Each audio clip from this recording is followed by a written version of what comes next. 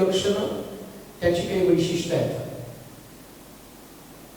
आम्ही आमच्या म्हणण्याप्रमाणे किंवा आमच्या विचाराप्रमाणे आमचा परिवार खूप धार्मिक आहे, खूप प्रार्थनाशील आमचा परिवार आहे.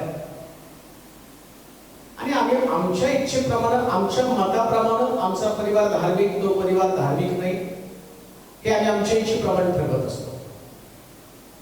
परंतु बायबलमध्ये धार्मिक परिवार, त्याची काही वैशिष्ट्य सांगितलेली. त्याच्यामध्ये पहिलं वैशिष्ट्य मी पाहिलं की या परिवाराला देवाची ओळख आहे. देवाची ओळख असल्या कारणानं देवाचं भय त्यांच्यामध्ये, देवाचं भय असल्या कारणानं परमेश्वराला काय आवडतं, काय आवडत नाही, या गोष्टींची जाणीव त्यांना आहे. आणि तो परिवारातला प्रत्येक व्यक्ती रोज देवाला संतुष्ट करण्याचा प्रयत्न करत असतो. हे त्यांचं वैशिष्ट्य आहे. आता तो धार्मिक असल्या कारणानं परिवारातल्या लोकांना देवाची भीती आहे. देव काय करू शकतो हे त्यांना माहिती आहे. हे पण माहिती की जर परमेश्वर चिडला तर तो कोणाची गय करत नाही. दावीद माझ्या हृदयासारखा म्हटला, पण त्याचा परिवार त्याला उद्ध्वस्त केला. या सगळ्या घटना, या सगळ्या बायबलमधल्या घडामोडी आम्ही रोज आमच्या दैनंदिन जीवनामध्ये वाचतो, ऐकतो. त्याचे उपदेश आम्ही तयार करून लोकांपर्यंत वाटतो. पण तरी सुद्धा आम्हाला वाटत नाही की आमच्या परिवारातल्या लोकांना यातनं वाचवायला पाहिजे, वाचवल्यासाठी त्यातनं वाचवायला पाहिजे. तर त्यांची पावलं नाशाकडे जाऊ नये म्हणून देवाकडे मध्यस्थी केली पाहिजे. म्हणजे पहिलं वैशिष्ट्य आम्ही पाहिलं देवाची ओळख, दुसरं वैशिष्ट्य पाहिलं आम्ही लोकांसाठी मध्यस्थी, तिसरं वैशिष्ट्य आम्ही पाहणार. मी माझ्या परिवारामध्ये ही लक्षणं आहेत का ते जाणून घेतलं पाहिजे. आणि नसेल तर मग मला ते आत्मसात करायला पाहिजे, शिकवलं पाहिजे प्रत्येक व्यक्तीला. आणि लक्षात ठेवा, बायबलच्या बाहेर असं काही नाही, या सगळ्या गोष्टी बायबलमध्ये सांगितलेल्या आहेत. त्याच्यामुळे आणि मी आहे की नाही हे मला वचनाचा अर्थ मला दाखवत आहे, माझ्या परिवाराला दाखवत आहे. तिसरं वैशिष्ट्य आम्ही पाहणार आहोत. उत्पत्तीचं पुस्तक 33वा अध्याय आणि त्याची 1 पासून 4 पर्यंतची वचनं. उत्पत्तीचं पुस्तक 33वा अध्याय 1 पासून 4 पर्यंतची वचनं. यानंतर याकोबाने दृष्टी वर करून पाहिलं तो एसाव 400 माणसे बरोबर घेऊन येत आहे असे त्याला दिसलं. तेव्हा त्यानं लेया व राहेल आणि त्या दोन दासी यांच्याकडे आपापली मुले दिली. त्याने दासी व त्यांची मुलं सर्वांपुढे त्याच्या मागून लेया व तिची मुले आणि सर्वांमागून राहेल व योसेफ यांना ठेवलं. तो स्वतः त्या सर्वांच्या पुढे चालत गेला आणि भावाजवळ जाऊन पोहोचेपर्यंत त्याने 7 वेळा भूमीपर्यंत लवून नमन केलं. तेव्हा एसाव त्याला भेटण्यासाठी धावत आला. त्याने त्यास आलिंगन दिलं. त्याच्या गळ्यात गळा घालून त्याचे चुंबन घेतलं आणि ते दोघे रडले. तिसरं वैशिष्ट्य, धार्मिक परिवारामध्ये समेट असणं गरजेचं आहे. समेट फार महत्वाचा आहे.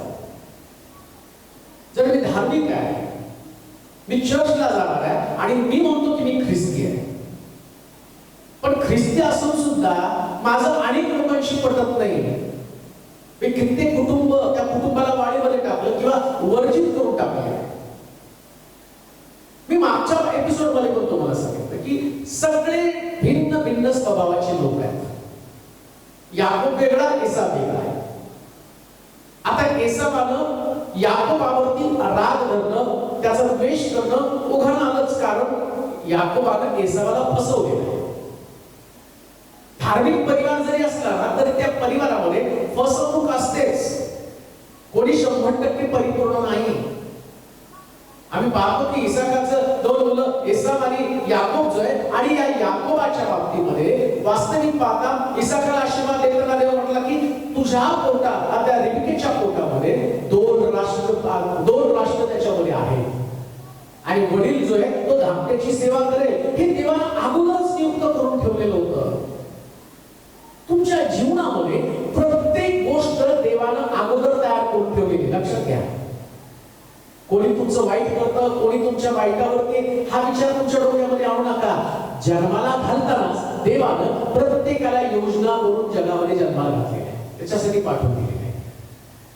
याकोब एसावावरती राज्य करणार, म्हणजे याकोब एसावाकडनं ज्येष्ठपणाचा अधिकार घेणार, हे जन्माच्या वेळेसच देवानं ठरवलेलं होतं.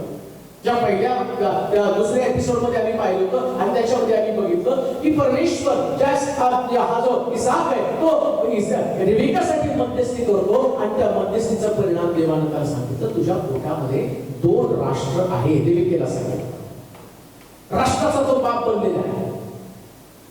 मग आता दोघं पण जन्माला आले आणि काय घडलं, देवाच्या योजनेप्रमाणे काय सांगितलं त्या ठिकाणामध्ये की देवाची योजना होती काय, ज्येष्ठपणाचा अधिकार याकोबालाच मिळावा. आता तो का मिळावा, एसावावरती अन्याय झाला का, हे मी तुम्हाला कधीतरी परत एकदा सांगेल. ज्येष्ठपण याकोबाकडे का गेलं तेच वेगळा उपदेश आहे, तो वेगळा अभ्यास आहे. पण देवाने जन्माच्या वेळेसच सांगितलं होतं की हा जो याकोब आहे तो एसावाकडनं ज्येष्ठपण घे. आणि मग एसावाकडनं त्याने ज्येष्ठपण घेतलं आणि असं लिहिलं, एसाव त्याला मारण्याचं त्याच्या मनामध्ये योजना आली, त्याला मारून टाकणार आहे. पण त्याच्या बापाचं सुतक संपल्यावर तो मारणार आहे. मग रिबकेची दोन्ही मुलं, असं नाही की तो सावत्राईचा मुलगा आहे, दोन्ही एकाच पोटात जन्माला आलेले आहे. पण रिबकेला माहिती होतं देवाची योजना याकोबासाठी चांगली, मग एसावासाठी वाईट नव्हती. पण देव ठरवतो ना कोणाला, आणि कोणाला श्रीमंत करायचं, कोणाला गरीब करायचं, कोणाला मोठ्या पदावरती, कोणाला जास्त पैशावाला करायचं, कोणाला कमी पैशावाला करायचं, ते देवाच्या हातात आहे, ते देवाच्या योजनेचा भाग आहे. पण एक गोष्ट द्यायला ठेवा, पृथ्वी तलावरचं तुमचं सगळं आयुष्य संपल्यावर खरं जीवन स्वर्गामध्ये सुरू होणार आहे. सगळ्यात मोठं स्वर्गामधलं जीवन आहे. मग पृथ्वी तलावर कशासाठी, प्रॉपर्टीसाठी भांडणं, मोठेपणासाठी भांडणं, मानापमानासाठी भांडणं, त्याला माझं अमक्या ठिकाणी असा अपमान केला, आता मी त्याचा अपमान करणार आहे, माझी लेकरं त्याच्या दारामध्ये जाणार नाही, त्याची लेकरं माझ्या दारामध्ये येणार नाही, माझा त्याचा काही संबंध नाही, मी मेल्यावर त्याने माझ्या मैत्रीला यायचं नाही. कुठले फिल्मी डायलॉग मारत जीवन काढता आणि परत म्हणता काय, आम्ही हे बाप्पा, हे स्वर्गातील बाप्पा, तुझं नाम पवित्र म्हणलं जाऊ, तुझं राज्य कशाला, त्याचं राज्य आलं, त्या राज्यामध्ये तुमचा प्रवेश होणार आहे का, हा मोठा प्रश्न आहे. एवढं तो लहानमध्ये वाद आहे, परंतु त्या वादावरती पुढाकार याकोबानं घेतला. त्याच्या लक्षात आलं मी फसवणूक केली माझ्या बाबाची. मग त्याने आपली मुलं, त्यानंतर त्याची नातवंड, त्याची पत्नी आणि सगळं सोनं नाणं उंट गाढव सगळे घेऊन तो एसावाला भेटायला गेले. एक गोष्ट ध्यानात ठेवा, वेळ हे इतकं उत्तम औषध आहे. वेळ जाईल तसं अंतःकरणाचा कठोरपणा देव कमी करतो. आज तुमचं अंतःकरण किती पण कठोर असतं ना, तर वेळेअंती सगळ्याचं अंतःकरण देव बदलून टाकतो. इकडे एसावाचं अंतःकरण बदललं देवानं. बाप मेला त्यास एसाव म्हणत होता मी त्याचा घात करेल, मी त्याला मारून टाकेल. परंतु बाप मेल्यावर याकोबानं पुढाकार घेतला आणि एसावाबरोबर समेट करण्यासाठी आपल्या बायको लेकरांसह तो त्याला भेटण्यासाठी गेला. एक पाऊल उचला. किती काळ तुमच्या कुटुंबामध्ये आडोला असणार आहे, किती काळ एकमेकांविषयी ईर्ष्या ठेवणार आहात. ही ईर्ष्या तुमच्या आत्मिक जीवनासाठी हानिकारक आहे. ही ईर्ष्या तुमच्या कुटुंबातली शांती, तुमच्या कुटुंबातला ऐक्यातला आनंद निघून जाणार आहे. लक्षात घ्या, कौटुंबिक ऐक्य जर यायला पाहिजे ना, तर त्याच्यासाठी समेटाची गरज आहे आणि समेट करणाऱ्या एका व्यक्तीची गरज आहे. आज देवाचं वचन ऐकत असताना अनेक वर्ष तुम्ही एकमेकाशी आबोला धरला असेल, आजच्या संदेशानंतर तो समय तुमच्यासाठी आला. चला परत एकदा समेट करूया.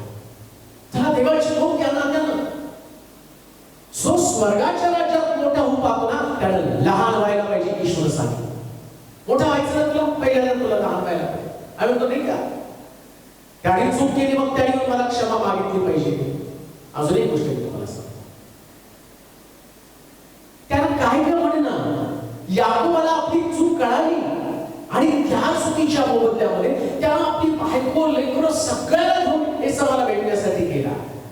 एक गोष्ट ध्यानात ठेवा, पती पत्नीनो, पती जर त्या ठिकाणात समेटासाठी निघाला तर पत्नीने पण त्याच्या पाठीमागे निघलं पाहिजे. तिने त्या रागामध्ये बसता कामा नये. माझ्या लेकरांचा अपमान होईल, माझा आमचा असा अपमान होईल, त्याने आमचा असा अपमान केला, त्याने आमचा तसा अपमान केला. अहो कबरेत जाईपर्यंत महान अपमान आहे. एकदा कबरेत गेल्यावर तुमची ते प्रेत ती किडेमुंगी खाणार आहेत, त्याच्या अगोदरच तुम्हाला एकमेकाशी समेट करणं फार गरजेचं आहे. समेटानं कुटुंबातलं वातावरण बदलून जातं.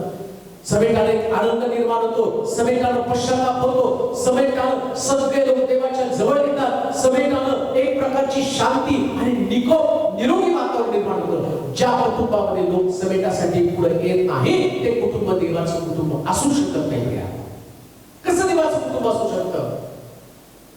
प्रभू येशू ख्रिस्त या जगामध्ये येण्याचा उद्देशच काय होता की त्यानं एकमेकाबरोबर समेट करावा. मानवाचा देवाबरोबर समेट केला, हेरोदास आणि पिलाताचा त्यानं समेट केला, पण तुमचा आणि माझा समेट अजून पण होत नाही. येशू ख्रिस्त आणि मध्यस्थी जाण्याच्या अगोदर हेरोद आणि पिलात दोघं एकमेकाचे कट्टर वैरी, पण येशूच्या मृत्यूच्या वेळेस त्यांचा पण समेट झाला. आमच्यासाठी तर ख्रिस्त मध्यस्थावरती गेला, पण आमचा परिवारातल्या एकमेकाशी अजून समेट नाही. याच्यासारखं ख्रिस्ती धर्माची शोकांतिका नाही, ख्रिस्ती व्यक्तीची, कुटुंबाची, परिवाराची शोकांतिका नाही. किती काळ तुम्ही तुमच्या कुटुंबातल्या लोकांशी आबोला धरणार आहे, किती काळ बदल्याची भावना तुम्ही ठेवणार. याकोबानं आपली मुलं, आपली बायको, लेकरांसहित एसावाला भेटण्यासाठी निघालेला आहे. चला उठा, चला आपल्या परिवारामध्ये परत ते ऐक्य जे देवाच्या वचनामध्ये अपेक्षित 133 स्तोत्रामध्ये सांगतो. आपण तुमचं ऐक्यानं एकत्र केलं किती चांगलं आहे. तरुणाच्या मस्तक करून बहुमोल केल्यासारखं आहे. आणि परमेश्वराने तिथं आशीर्वाद देण्याचं ठरवलेलं आहे. आशीर्वाद म्हणजे तुमची संपत्ती नाही. आशीर्वाद म्हणजे तुम्हाला किती लेकरे तो आशीर्वाद नाही. आशीर्वाद एकत्र केल्यामध्ये आहे. कारण तिथे एकत्र जे येतात ना आणि त्यांच्यामध्ये परमेश्वर आशीर्वाद होतो. तुम्ही तुमच्या कष्टानं, बुद्धीनं, ज्ञानानं पैसे कमवा, देवापासूनचा आशीर्वाद जर तुम्हाला मिळवायचा आहे आणि तुमच्या परिवाराला जर तो आशीर्वाद मिळवायचा आहे तर परिवारातल्या प्रत्येक व्यक्तीचं अंतःकरण समेटासाठी तयार झालं. याकोबाला आपल्या मुलांचे अंतःकरण तयार केले. त्याने सांगितलं तुझ्या चुलत्याला तुला भेटायला जायचं. आजपर्यंत त्यांनी पाहिलं नव्हतं कोण एसाव. आजपर्यंत त्यांना माहित नव्हतं आमच्या बापाचा भाऊ कोण आहे. अजूनही आमच्या लेकरांना नातेवाईकांची ओळख नाही, कारण आमच्यामध्ये असणारी ईर्ष्या, आमच्यामध्ये असणारी स्पर्धा, आमच्यामध्ये असणारा अहंकार, आमच्यामध्ये असणारा मीपणा, त्याच्यामुळे परिवारातले लोक एकमेकांची ओळख दाखवण्यापासून वंचित आहे. कुठवर ईर्ष्या धरणार आहे, कुठवर एकमेकांविषयी राग धरणार आहे. कळू द्या त्यांना त्याची आत्या कोण, त्याची मावशी कोण, त्याची आजी कोण, त्याची काकू कोण, त्याचा आजोबा कोण, त्याचा चुलता कोण, त्याची चुलती कोण, चुलत भाऊ कोण, मावस भाऊ कोण, ही सगळी नाती अस्तित्वात येऊया. ज्या दिवशी समेट घडतो त्या दिवशी नाती अस्तित्वात येतात. नाती अस्तित्वात येते. आणि लक्षात घ्या, ख्रिस्ती परिवारानं नातं जोपासलं पाहिजे. तर नातंच तुम्हाला जोपासता येत नाही. एकमेकाला तो समोर असणाऱ्या बंधूवरती प्रेम करता येत नाही, तर न दिसणाऱ्या देवावरती तू कसं प्रेम करणार? समोरच्या व्यक्तीवर तुला प्रेम करता येत नाही, त्याच्याशी तुला समेट करता येत नाही, मग न दिसणाऱ्या देवाबरोबर तू कसं काय समेट करणार आहेस? आजवर ते वचन काय त्या ठिकाणात लिहिलं, कसा समेट असतो वाचूया का. त्याने दासी व त्यांची मुलं सर्वांपुढे त्यांच्या मागून लेया व तिची मुलं आणि सर्वात मागून राहेल व योसेफ यांना ठेवले. तो स्वतः त्या सर्वांच्या पुढे चालत गेला. सगळ्यांच्या पुढे योसेफ, सगळ्यांच्या पुढे याकोब. लक्षात घ्या, आशीर्वादित व्यक्ती कोण आहे, धार्मिक व्यक्ती कोण आहे, जो समेटासाठी सगळ्यांच्या पुढे असतो, पुढाकार घेतला पाहिजे. तसं कुटुंबामध्ये असे समेटासाठी पुढाकार घेणाऱ्या धार्मिक लोकांना देव शोधत आहे. असं वाटतं की सगळ्या परिवारामध्ये समेट असावं आणि सगळे लोक मंडळीमध्ये एकत्र येऊन त्याने एकत्र प्रभोजन घ्यावं. समेट झाल्याशिवाय प्रभोजन पण घ्यायचं नाही बरं का. म्हणतो म्हटलं प्रभोजन तर लांबची गोष्ट आहे. तो जर वेदीवर तू दान टाकण्यासाठी आला आणि तुझ्या भावावर तुझा समेट झाला नसेल तर दान टाकण्याचं सोडून पहिल्यांदा जाऊन आपल्या भावाची क्षमा माग आणि मग तू दान टाकायला. प्रभोजन तर लांबचीच गोष्ट आहे. आज काय घडलं, फक्त प्रभुभोजनासाठी पांढरे कपडे घातले आणि तो गाणं चर्च मध्ये गेलं, हाताची घडी तोंडावर बोट आणि ठेवून शांतपणे गंभीरपणे, अहो गंभीर त्याला म्हणत नाही. गंभीर कशाला म्हणतात माहिती का? पहिल्यांदा जाऊन तो सभेत करून येतो. रायचस धार्मिक परिवार आहे. किती परिवाराबरोबर तुमचं भांडण आहे, कुटुंबातल्या कोणत्या सदस्याबरोबर तुमचं पटत नाही, आम्ही त्यांचं आमचं कधी पटलंच नाही. ही काही तुमची प्रवृत्ती आहे? हे तर तुमचा दुर्गुण आहे, हे तुमचं अवलक्षण आहे, हे तुमच्यामध्ये असणारी चुकीची गोष्ट आहे. देवाशी नका तर हे तुम्हाला पाळता आलं पाहिजे. याकोब सगळ्यांच्या पुढे होता, हे सगळ्यांना मागून त्याने ठेवलं. तो म्हटलं तुम्ही या तुम्हाला काय येऊ, माझ्या भावावर मी माझा समेट करून घेणार. उठा, आपल्या बंधूबरोबर समेट करा, कारण तुम्हाला धार्मिक बनायचंय. आपल्या मुलाबरोबर समेट करा, तुम्हाला धार्मिक बनायचंय. आपल्या बापाबरोबर समेट कर, किती काळ घराच्या बाहेर राहणार आहे. आपल्या सासूबरोबर समेट कर, आपल्या सुनेबरोबर समेट कर, आपल्या नातवाबरोबर, आपल्या नातीबरोबर, सगळ्यांबरोबर समेट करा. कारण समेटानं वातावरण बदलून जातो. तो सगळ्यांच्या पुढे होता. पुढे काय लिहिलंय? तो स्वतः त्या सर्वांच्या पुढे चालत गेला आणि भावाजवळ जाऊन पोहोचेपर्यंत त्याने 7 वेळा भूमीपर्यंत लवून नमन केले. पहा, समेट करताना हा समेट त्याच्यामध्ये नम्रता असली पाहिजे. समेट म्हणजे तिथं काही कोणीतरी फार मोठं पराक्रम गाजवत असं नाही, तर त्यानं काय केलं पाहिजे? समेटाचं अंतःकरण. 7 वेळा आपल्या भावासमोर त्याला नमन केलं. लक्षात घ्या, ज्या दिवशी तुम्ही नम्र बनता ना, ही तुमची नम्रता, हे तुमचं अंतःकरण ना, हे दिसतं. खरंच हा समेटसाठी आलेला आहे. कोणीतरी सांगितलं म्हणून नाही, ते देवाच्या लोकांची कृती कशी असावी हे पवित्र शास्त्रामध्ये सांगितलं. ऍक्शन कशी आहे आणि तुमच्या ऍक्शनवरती रिॲक्शन असणार आहे.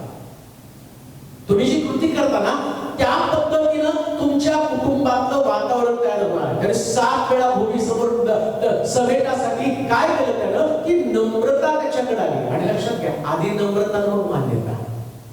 नम्रताच नाही तर कोण तुम्हाला मानणार? म्हणून मी किती मोठा उपदेश केला नाही, किती मोठं तुम्हाला बायबलमध्ये सिद्धांत सांगितले, पण माझ्यामध्ये जर ते अंतःकरणच नसेल समेटाचं, मी धार्मिक परिवार म्हणून कधीच देवासमोर राहू शकणार नाही.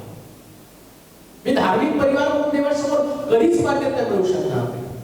या प्रमाणे ते केलं. ज्येष्ठ पद त्याला का मिळालं? एसाव आधी जन्माला येऊन सुद्धा देव त्याच्याविषयी काय म्हणतो माहिती का? वडील धाकट्याची सेवा करेल. याकोबाच्या बाबतीमध्ये देव असं म्हणतो की एसाव तुझी सेवा करेल. आता तुम्हाला कळतं हा आशीर्वाद याकोबाला का देवानं दिला. पोटामध्ये असताना देवाला त्याचा स्वभाव माहिती होता. हा याकोब जो आहे ना, तो माझ्या हृदयासारखा आहे, माझ्या हृदयातल्या गोष्टी तो जाणतो. तो भावासमोर समेट करताना माघार घेण्याची त्याची वृत्ती, याच्यामुळेच मी त्याला मोठा करणार आहे. माहिती होतं हा असाच स्वभाव आहे. एसाव अंतःकरणामध्ये डूब धरून बसलेला होता.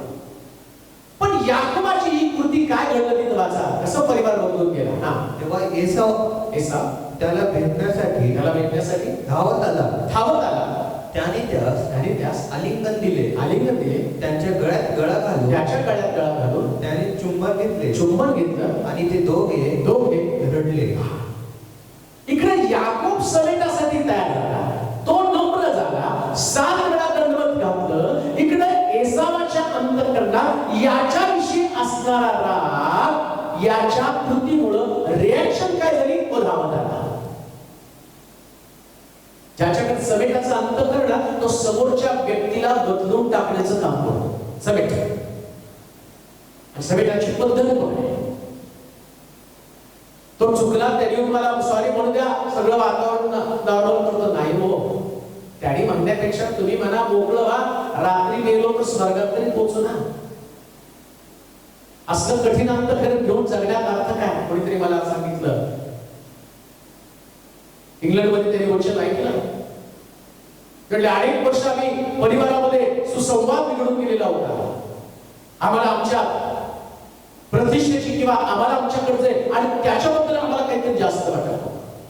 ज्या दिवशी आम्ही तुमचा संदेश ऐकला, समेट करणं किती गरजेचं आहे, त्या संदेशानं आमचं जीवन बदललं आणि आम्ही सगळ्या आमच्या परिवारातल्या लोकांना माफी मागितली. शेवटी ते म्हटले, आमचे सासरे सुद्धा, आणि ते कठीण अंतःकरणाचे होते, त्याने पुष्कळ आणि त्यांच्या पत्नीला आणि कडक असल्या कारणानं त्यांच्याशी त्यांचं आणि जास्त सलोख्याचं बोलणं कधी नव्हतं. म्हणजे अंतिम समय आला त्याच त्या सासऱ्याला पण सांगितलं सगळ्याला क्षमा करा आणि सासूला पण म्हटले तुम्ही पण त्यांना क्षमा करून टाका. आणि ते म्हटले ज्या दिवशी आम्ही एकमेकांना क्षमा केली त्या सासूनं पण सासऱ्यांना क्षमा केली आणि त्याच्यानंतर दुसऱ्या दिवशी ते गेले. पण आमच्या परिवारामध्ये आनंद होता का कारण आम्ही सगळ्यांनी एकमेकाला क्षमा केली, समेट केला.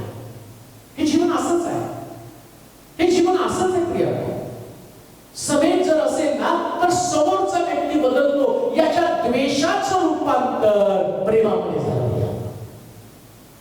त्याला दंडवत घालण्यासाठी ठेवलं नाही, त्याला गळ्याला गळा घातलं आणि परत भावाचा दर्जा त्याला मिळाला. समेट तुमचा दर्जा तुम्हाला परत मिळू दे. कोणता दर्जा? समेटाने तुम्ही देवाची लेकरं बनतात, हा तुमचा दर्जा आहे. तुम्ही कुणाचा भाऊ आहात, तुम्ही कुणाची बहीण आहे, तुम्ही कुणाची सासू आहे, तुम्ही कुणाची सून आहे, याच्यापेक्षा तुमचा दर्जा काय? तुम्ही देवाचं लेकरू आहे, हा तुमचा दर्जा आहे. आणि ती क्वालिटी तुमच्यामध्ये यायला पाहिजे. म्हणून समेट झाल्याबरोबर ते एकमेकाच्या गळ्यामध्ये गळा घालून रडले, मोकळे व्हा. समेट करणं म्हणजे मोकळं होणं, चुकांची पुनरावृत्ती न करणं, तर चुकांची दुरुस्ती करणं म्हणजे समेट आहे. परत परत चुका नाही करायच्या.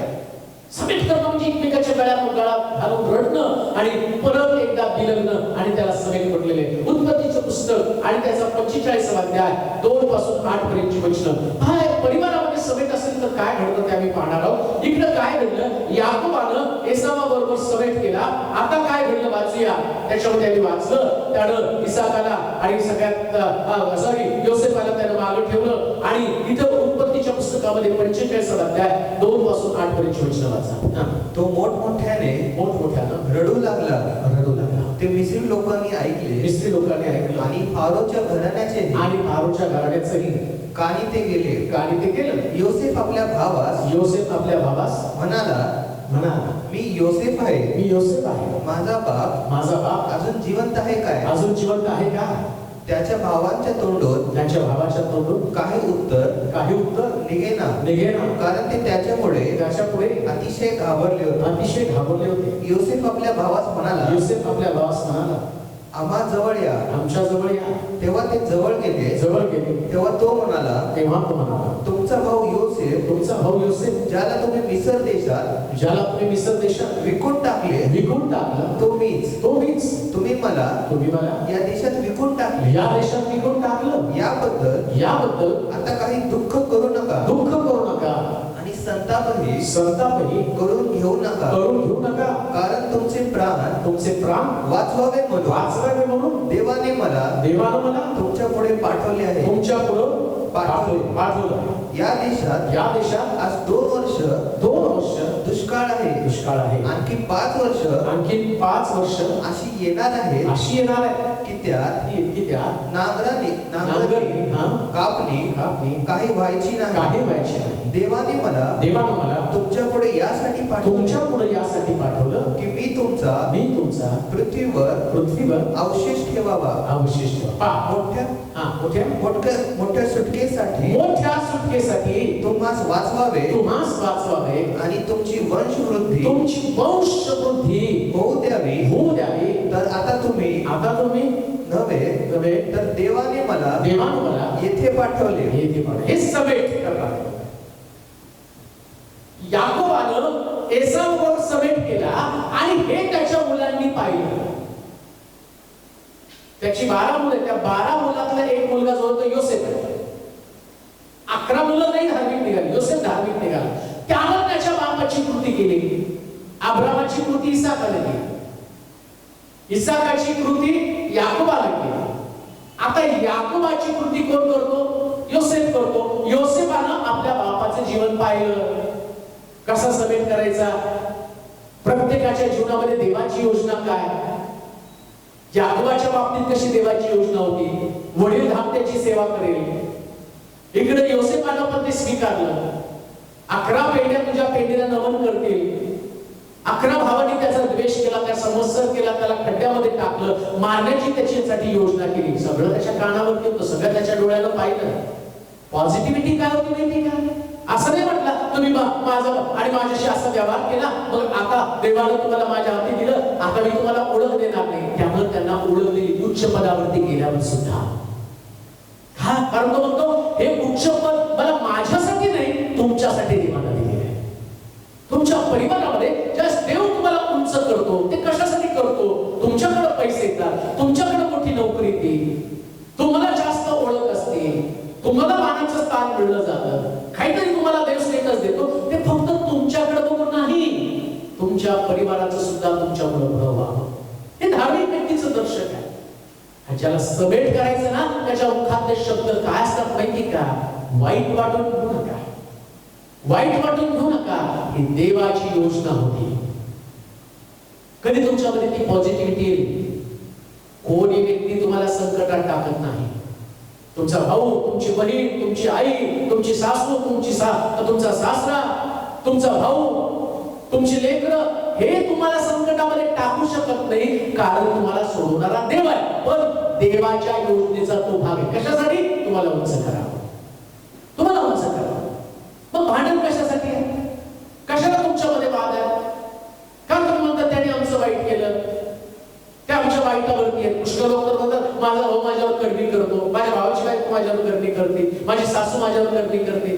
अहो, तुमचा देव त्याच्यापेक्षा मोठा आहे. कुठं खेळत बसता करणीन धरणीन आमकं तमकं. बंद करा हे.